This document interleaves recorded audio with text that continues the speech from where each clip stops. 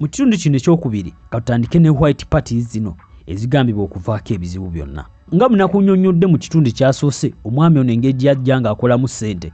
Mu 1998 yatandika white parties zino naye zaafuna amaanyi mu mwaka gwa 2000 era nga zeetabwangako ba celebrities ab'enjawulo nga mwabeerangamu abakozi ba firimu, ba influencers, bannabyabusuubuzi ssaako n'abantu ab'enjawulo abalala.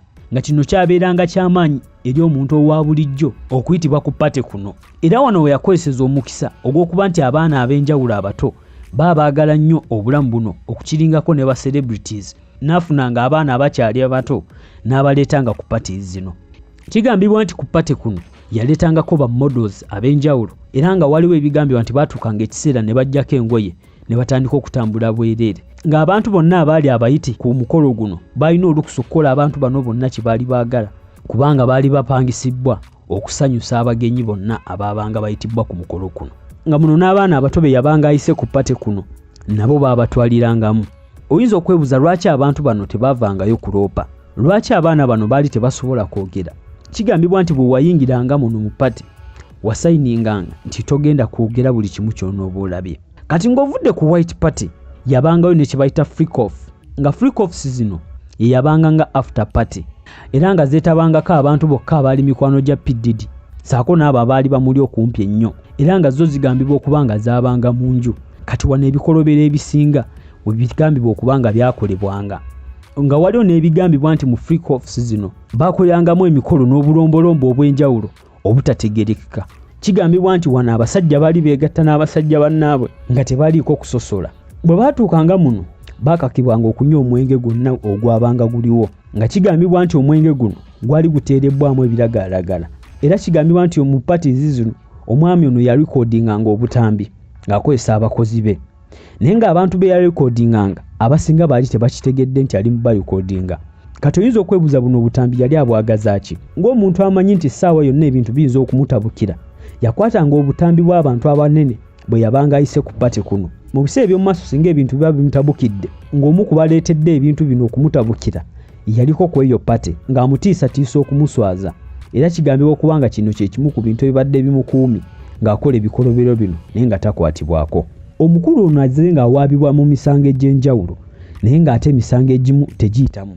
Era nga pate zino okugenda mu maaso kwabeerangako security ey'amaanyi wabweru nga teri muntu mulala yenna atayitibwa kuyingira. Kati bimutabukira ddi? Mu Novemba omwaka oguwedde 2023 omuyimbi ayitibwa Kesi yawaaba omusango ng'awaabira ono omwami olw'okumutulugunya n'okumukolako ebikolobero eby'enjawulo. Era ng'agamba okuvayo yeegatta mu record label y'ono omwami mu 2005 azze ng'atulugunyizibwa emirundi egy'enjawulo. Ng'omwami ono yali amukaka okwebaka n'abasajja ab'enjawulo ng'eno waakwata obutambi. Era ebiseera ebimu yamukubanga ssaako n'okumutuusaako ogw'obuliisamaanyi. Era mu musango guno omukyalo ono kye yali ayogedde kyonna P. Diddy yakyegaana. Era mu kiseera kitono nnyo omukyalo ono n'aggyayo omusango. Wabula omusango guno gwali gugenze nnyo mu matu g'abantu. Abantu baasigala bagoberera ensonga zino ng'abantu ab'enjawulo baatandika okuvaayo nga bagamba nti ono omwami nabo yabatokyaringa. Ng'omwami ono yeegaanye bino n'omuwala ono bye yali amwogeddeko mu mwezi ogwokutaano mukutu gw'amawulire ogwa CNN gwafulumya akatambi aka P. Diddy ng'akuba omukyalo ono ku hoteeri emu. Era ne kigenda okuzuuka mu kuwaabako ono omukyala kino yali akyogeddeko era ng'agamba nti gwali mwaka gwa 2016 ku hoteeri eyo yennyini omwami ono we yamukubira. P. Diddy yagenda ku mukutu gwe ogwa Instagram ne yeetondera abantu bonna. Naye wano embeera yali etandise okutabuka era nga we nkugambye abantu bangi baatandika okuvaayo nga boogera nti nabo yabakola ebintu eby'enjawulo. Wano ebintu byatandika okutabukira era ng'okkakana poliisi egenze mu maka ge gye baazuulira ebintu ebirala ebyayongera okukakasa nti omwami ono alina ebintu byali akola ebitali bituufu. Era oluvannyuma lw'okukitegeera nti poliisi yali etandise okumunoonyerezaako bw'atyo yasooka ne yeetegulamu katono n'agenda. Naye mu kaseera katono ng'alowooza nti biwedde yakomawo era mu Seputemba nga 16 bw'atyo n'akwatibwa. Ku guno omulundi yagadde okukola nga bazze ng'akola ng'akozesa ssente naye ne bigaana nga kigambibwa nti yawadde obukadde 50 obwa $, bamuwe bayiro naye ate byonna ne bigaana nga ssaawa zino ali mu kkomera lyakyakumibwa nga bw'alinze okusalibwa emisango gino 3 gye bamuvunaana. Kyakuyiga kye tufuna wano nti tewali kintu kyonna kyankomeredde. Oyinza okubeera ow'amaanyi naye akaseera ko bwe katuuka okakkanyizibwa wansi. Byonna by'okola bikole naye kakasa nti ebintu by'okola ate mu maaso tebiri kutabukira. Oyinza okukola ekintu ng'olowooza oli w'amaanyi olina buli kimu ekisobola okukutaasa naye ate waliwo ekiseera ekituuka nga bwe kimu tekikyasobola.